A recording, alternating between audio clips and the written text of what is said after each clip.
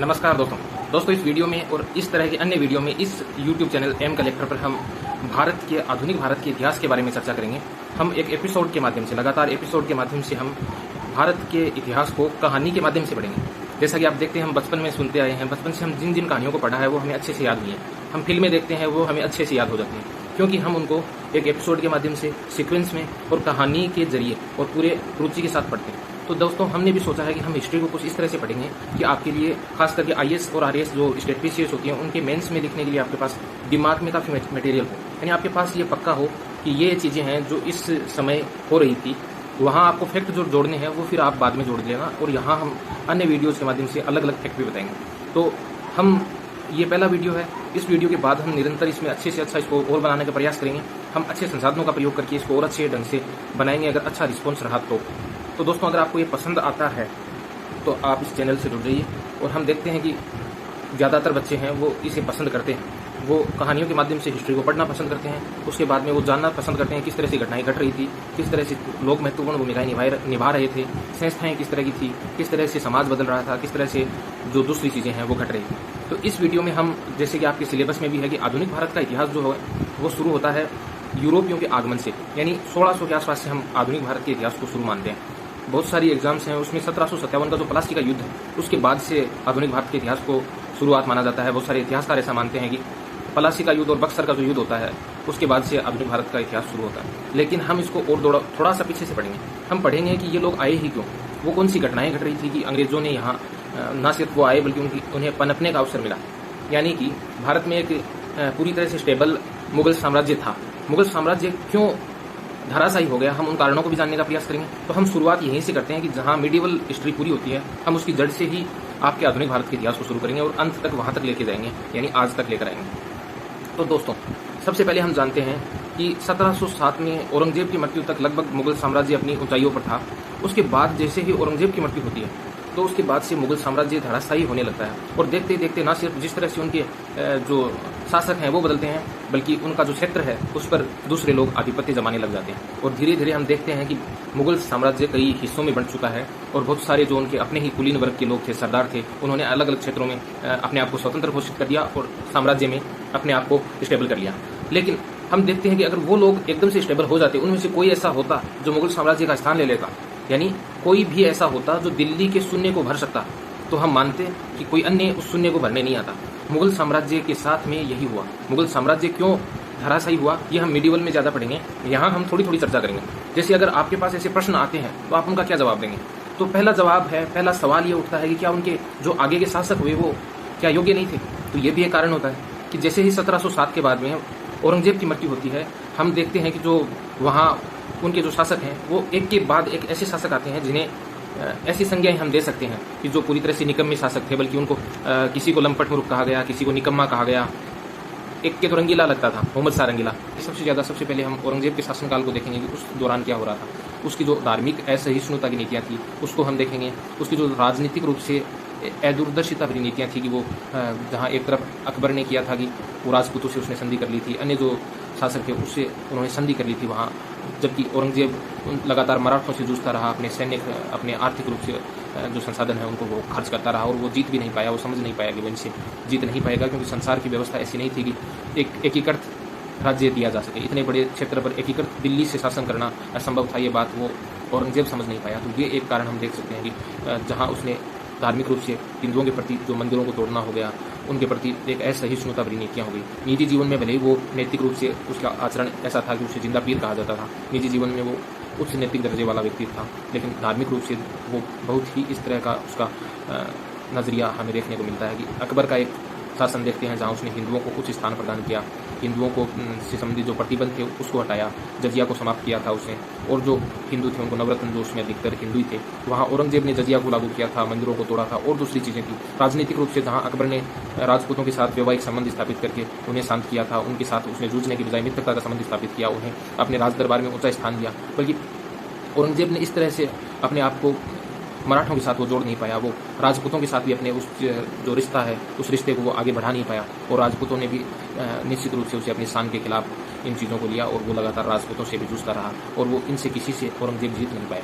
औरंगजेब अपने आप को लगातार अपनी नीतियों के कारण कमज़ोर करता गया। और देखते देखते जब औरंगजेब ढह गया, औरंगजेब की मृत्यु हुई, तो उसका साम्राज्य भी आगे के कुछ वर्षों में ढह गया। आगे के कुछ वर्षों में उसके जो उत्तराधिकारी होते हैं, बहादुर शाह जफर को छोड़कर कोई भी ऐसा नहीं निकला जो हम ये कह सकें कि वो एक स्टेबल शासन दे पाएगा। हम देखते हैं कि किस तरह से आगे अहमद शाह अब्दाली और नादिर शाह का आक्रमण होता है, और धीरे धीरे जो संपत्ति थी मुगल साम्राज्य जो कि पहले ही कमज़ोर हो चुका था, नादिर शाह के आक्रमण ने तोड़ कर रख दिया। अहमद शाह अब्दाली के आक्रमण ने इस मुगल साम्राज्य को एकदम तहस नहस करके रख दिया। तहस नहस इनकी अपनी नीतियों ने भी कर दिया, तहस नहस इनके अपने लोगों ने भी कर दिया। जब भारत के अपने ही लोग आपस में जूझने लगे, तो ईस्ट इंडिया कंपनी जो 1600 में स्थापित होकर भारत आई थी, जो चाय का व्यापार कर रही थी, जो काली मिर्च का व्यापार करने आई थी, उसे लगने लगा कि वो इस भारत पर राज कर सकती है। और देखते ही देखते भारत पर उसने शासन स्थापित करने के लिए अपने तौर तरीकों को आजमाया।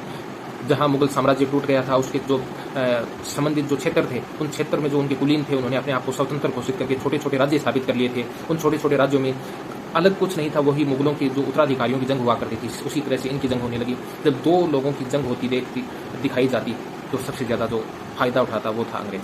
अंग्रेज ने दो उत्तराधिकारियों की युद्ध में एक जने का वो साथ देते और उससे बदले में कोई ना कोई भूमि लेते या पैसा लेते। जहाँ दो राज्यों की लड़ाई होती, वो किसी एक का साथ देते, उसे सैन्य शक्ति, उन्हें सैन्य सहयोग देते और कुछ ना कुछ बदले में पैसा लेते या राज्य लेते। उनका सैन्य सहयोग ऐसा था क्योंकि उनके पास आधुनिक हथियार थे, यहाँ वालों के पास वही पुराने उनके अपने तौर तरीके थे, वही पुराने उनके अपने हथियार थे, वही उनका अंदाज था। जबकि इनका अंदाज अलग था। इन्होंने अपने अलग अंदाज से, अलग तरीकों से जो मुगल साम्राज्य ढह गया था, उस नींव पर कोई भारत का शासक इसलिए अपना महल नहीं बना सका क्योंकि उनका तरीका उनसे अलग नहीं था। जहां हम देखते हैं कि मुगलों के जो उत्तराधिकारी हुए वो इतने निकम्मे हुए कि वो ढंग से अपना शासन स्थापित नहीं कर पाए, तो हम देखते हैं कि किसी एक ऐसे भारतीय शासक को आ जाना था जो उनकी जगह अपने आप को स्टेबल कर देते, मराठे कर देते, राजपूत कर देते, नीचे दिल्ली के आसपास विद्रोह कर रहे सिख कर देते, जाट कर देते, सतनामी कर देते। लेकिन इनमें भी कुछ अलग नहीं था, इनमें भी वो चीज़ें नहीं थी जो मुगलों में ज़रूरत थी। तो ना ही तो मुगलों में ऐसी बात थी और ना ही इनमें ऐसी बात थी कि वो ये कर पाए। और देखते ही देखते ईस्ट इंडिया कंपनी अपने आप को, जो एक व्यापारी कंपनी थी, उसने अपने आप को स्टेबल कर लिया और वो भारत के अखंड साम्राज्य पर अपने आप को स्थापित करती गई।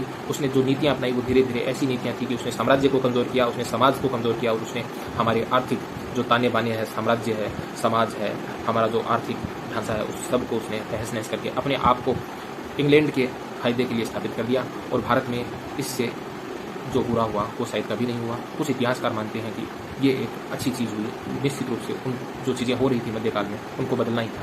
तो हम देखते हैं कि आगे के हम पढ़ेंगे कि इतिहास में इन्होंने, अंग्रेज़ों ने जो भी किया वो अपने फ़ायदे के लिए किया, लेकिन उसका भारतीयों को भी कुछ ना कुछ फ़ायदा मिला, लेकिन उसका नुकसान ज़्यादा हुआ। और धीरे धीरे भारत में अंग्रेज स्टेबल होते गए। किस तरह से कंपनियाँ आती हैं, किस तरह से यूरोपीय आते हैं, कौन यूरोपीय पहले आता है, कौन उसके बाद आता है, उनकी आपस में जंग होती है, उनकी स्थानीय राजाओं से जंग होती है, वो जीतते हैं और साम्राज्य को अपने आप में समाहित कर लेते हैं और साम्राज्य को अपने फ़ायदे के लिए, निरंतर भारतीयों को अपने फ़ायदे के लिए वो 1947 तक इस्तेमाल करते हैं। किस तरह से हम इन सब चीज़ों को आगे के वीडियोज़ में, आगे के एपिसोड में धीरे धीरे पढ़ेंगे। आपको यही देखना है। अगर छोटे से शब्दों में इन चीज़ों को शॉर्ट में बताऊँ तो मुगल साम्राज्य क्यों रह गया, क्योंकि उनके राजनीतिक रूप से दूरदर्शिता वाली चीज़ आप लिख देना कि वो धार्मिक उनकी नीतियाँ थी वो सही नहीं थी, ये चीज़ आप लिख दोगे। उनके जो उत्तराधिकारी हुए वो सही नहीं थे, उनके आप कारनामे लिख दोगे। उसके बाद में उनके जो संसाधन थे, उनके तौर तरीके थे वो सही नहीं थे। उनके जो नादिर शाह का आक्रमण लिख देंगे, अहमद शाह अब्दाली का आक्रमण लिख देंगे।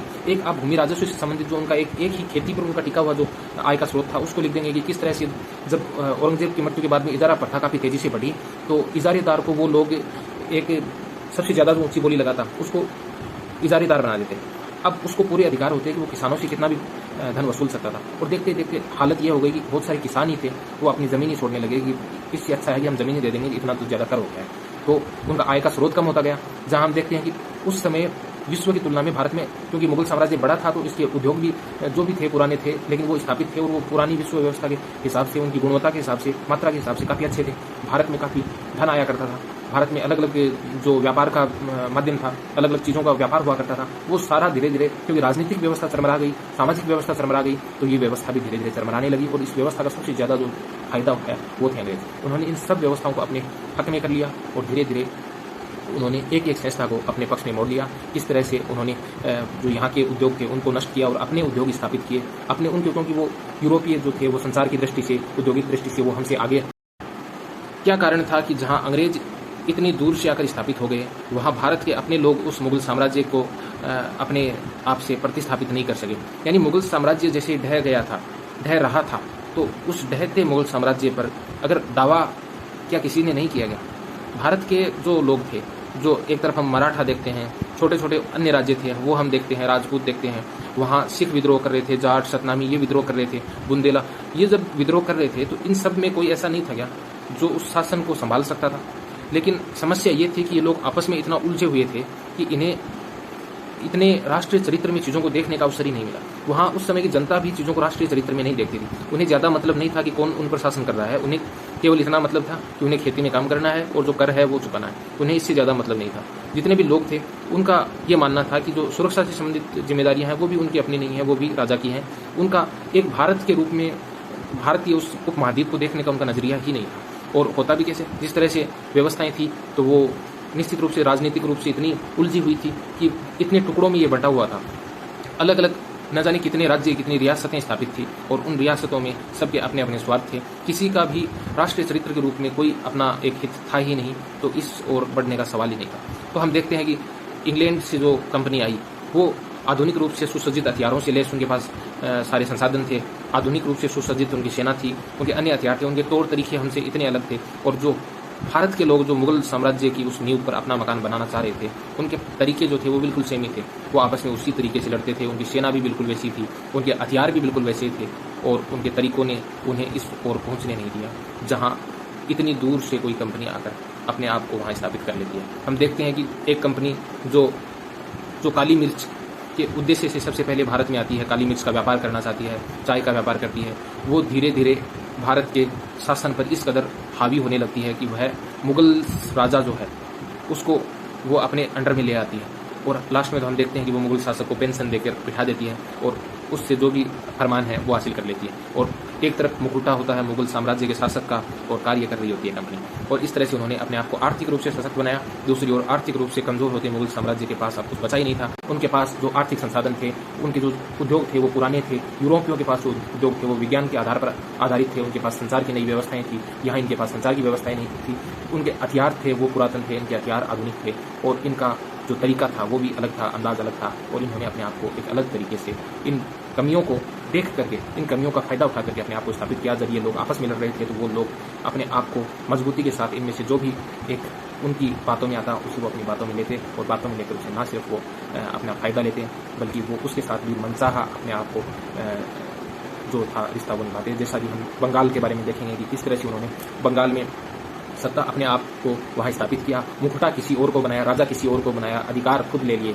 जो जनता सवाल करती राजा से करती, फायदा उठाते ये उठाते, फिर धीरे धीरे उस राजा को अपने मुखोटे, अपने जो कठपुतली राजा था उसका उन्होंने शोषण किया। और धीरे धीरे ये था कि उन्होंने उसके माध्यम से बंगाल को अपने अधीन कर लिया। उस समय जो क्लाइव था, रॉबर्ट क्लाइव को हम पढ़ेंगे कि किस तरह से वो यहाँ से अकूत संपत्ति लेकर गया था और किस तरह से उस पर इंग्लैंड में मुकदमा चला था कि उसने भारत को जो सोने की चिड़िया कहलाता था उसको। तो हम उन सब चीज़ों को आगे के वीडियो में एपिसोड में पढ़ेंगे। आप इस वीडियो के माध्यम से ये समझा है आपने कि किस तरह से वो घटनाएं घट रही थी, क्यों इंग्लैंड से आई एक कंपनी के लिए माहौल तैयार हो रहा था कि वो यहाँ शासन कर लेती। तो आपने कारण बता दिया हमने, इसको दोबारा एक बार आप रिवाइज कर सकते हैं कि औरंगजेब के शासनकाल में हमें दिखाई देता है कि उसके जो धार्मिक रूप से उसकी असहिष्णुता की नीतियाँ थी, राजनीतिक रूप से उसकी दूरदर्शिता की नीतियाँ थी। वो एक एकीकृत साम्राज्य देना चाह रहा था लेकिन वो संभव नहीं था। यहाँ उन्होंने समय के साथ नहीं बदला, वो चीज़ें थी। फिर उसके जो उत्तराधिकारी हुए वो निकम्मे थे, ये एक कारण था। फिर जो भारत के जो लोग थे उन्होंने आपसी जो उनकी बीच वो खींचतान बढ़ रही थी वो एक कारण था। और फिर इनमें कुछ नई चीज़ नहीं थी वो एक कारण था। आर्थिक रूप से कमजोर हो गए थे वो एक कारण था। आर्थिक रूप से ये नई चीज़ें नहीं अपना सके वो एक कारण था। भूमि पर लगातार दबाव बढ़ता गया ये एक कारण था। और भूमि के जो उपज है, जो इनको जो आय होती थी वो कम होती गई ये एक कारण था। और ये एक कारण था कि धीरे धीरे इनकी प्रशासनिक व्यवस्था कमजोर होती गई ये एक कारण था। सैन्य शक्ति कमजोर होती गई ये एक कारण था। और धीरे धीरे जब आगे समय बढ़ा तो अपने आप को जो अंग्रेज से कंपनी है वो अपने आप को इतनी मजबूत करती गई कि 1947 तक वो भारत की शासक बनी रही। इंग्लैंड की महारानी जो थी वो भारत की शासक बनी रही।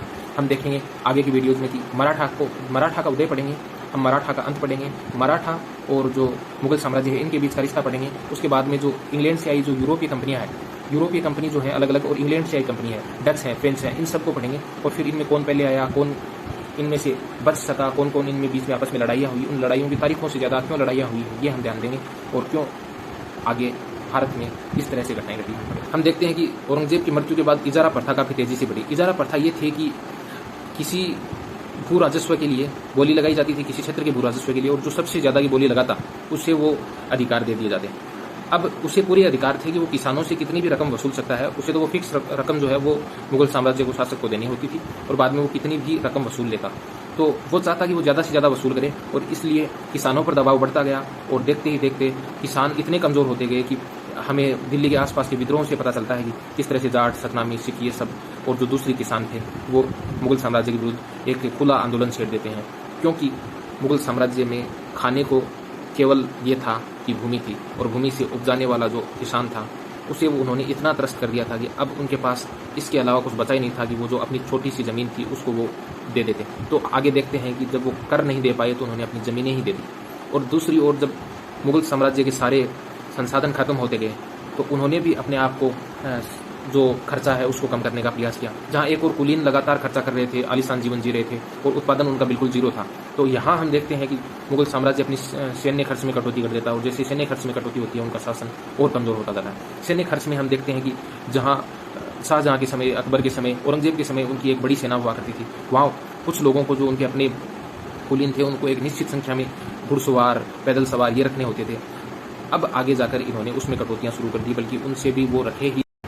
आगे के वीडियोज़ में हम पढ़ेंगे कि किस तरह से इंग्लैंड से जो कंपनी आई वो अपने आप को स्टेबल कर सकी, यूरोप के जो दूसरी कंपनियां थी वो अपने आप को स्थापित नहीं कर पाई, उनके बीच की युद्ध पढ़ेंगे, मराठाओं का उदय अंत, फिर जो भारत के अन्य राज्य हैं उनका उदय और अंत, मुगलों के बीच इनके संबंध, भारत के जो दूसरे राज्य हैं उनके बीच और अपने जो ईस्ट इंडिया कंपनी है इसके बीच में जो लड़ाइयाँ होती हैं इनके बारे में हम पढ़ेंगे और किस तरह से वो धीरे धीरे अपने आप को किन नीतियों के कारण स्थापित कर पाए उसको हम कहानी के माध्यम से पढ़ेंगे। इन छोटे छोटे वीडियोज़ के माध्यम से हम एक आप जब भी परीक्षा का समय हो तो इनको आप एकदम अंतिम रूप से या एक पॉडकास्ट के तौर पर इसको देख सकते हैं कि आप इनको कहीं दूर रख कर भी इस वीडियो को सुन सकते हैं। तो आपके लिए हम उन्हीं चीज़ों को इसमें ध्यान देंगे जो परीक्षा की दृष्टि से लिखने लायक हो और ऑप्शनल जो उसमें है उसके लिए भी ये महत्वपूर्ण है और जो आपके ऑब्जेक्टिव टाइप क्वेश्चन होते हैं उसमें भी यही चीज़ें पूछी जाती हैं, 4 ऑप्शन आते हैं, तो वही कारण इसमें आते हैं। तो आपके लिए अच्छा रहेगा कि आप इनको इस रूप में भी पढ़ें एक बार और इसका आनंद लें, आनंद की दृष्टि से हिस्ट्री को एक बार पढ़ें।